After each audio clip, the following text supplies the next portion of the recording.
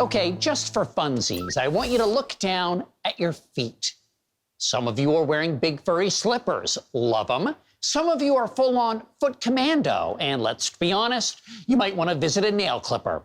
But many of you are wearing shoes. Of course, today, shoes are made in big shoe factories, bringing heels and sole to all of our leg bottoms. But there was a time when it took a skilled craftsperson to bring the beauty to the booties. Enter the art of shoemaking.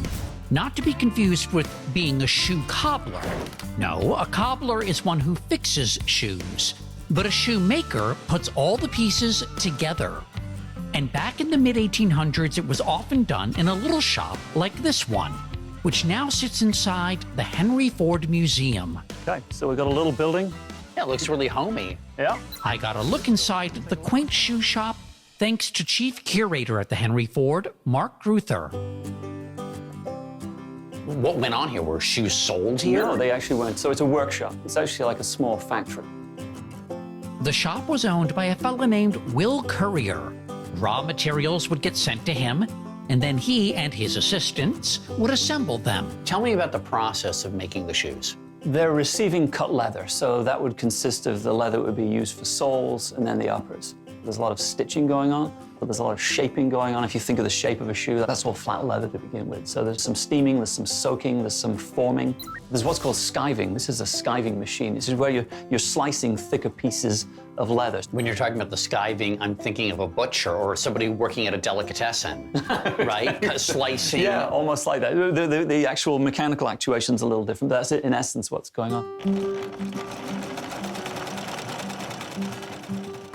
The sights and sounds would have included stitching, hammering, even the sound of whirring, thanks to the shop's power source. How is it all powered? Well, it's strangely, for something that looks this sort of modest and unassuming and kind of workshop-like, there's a steam engine, a very, very small steam engine with a boiler integrated.